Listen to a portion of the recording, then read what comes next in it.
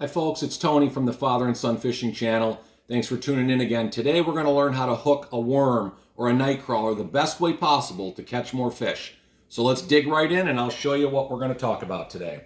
So let's assume you just got back and you got your worms from the bait shop. Okay, we're ready to go fishing. So obviously today I'm using a fake rubber worm for demonstration purposes, but I think you'll certainly get the point. So probably more than half the people watching this video today, when they get the worm out, they're ready to hook it right up. But here is the key for today. This has worked for me for over 40 years and I want to show you the tip.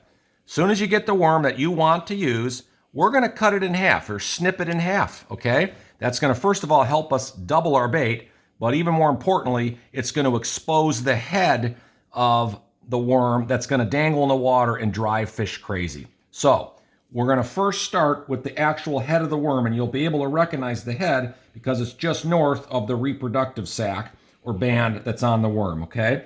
So we're going to take the worm, again, fake worm in front of us right now, but we're going to take our hook, and this is the real key to today's demonstration.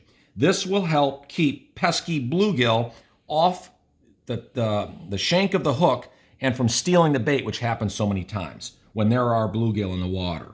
So what we're going to do is take the top of the hook and we're going to thread it in the center of the body of the worm. And then we're just going to continue to move that hook through the worm body, and we're going to move it all the way up the top of the hook as far as it'll go for the shank of your hook. And then all we're going to do is expose the top of the head.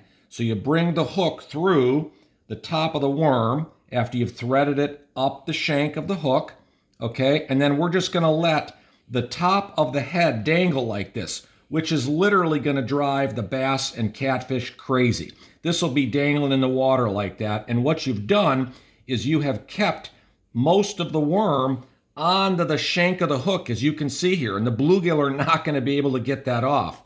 But the most important key here is leaving this head exposed, and it's going to erratically dance in the water. And of course, if this was a real worm, this would be gyrating all over the place here on me. So that's really all there is to it, folks. This will absolutely help you catch more fish, and it'll drive the bass crazy, and it'll prolong your bait. And then just to finish up, what you're going to do with the second piece that you've left in your worm can is, as soon as this worm is gone, and it's going to take more casts, you're going to do the same process with the back half of the worm, and you're going to let the tail be exposed. So again, same process. You've just doubled your production. You're going to thread through and you're going to expose the tail, and ultimately the tail will be out here dangling just like the head was, and that works just as well. So again, folks, give it a shot. I promise you, you will preserve your bait longer and you will catch more fish this way. Good luck. See you next time.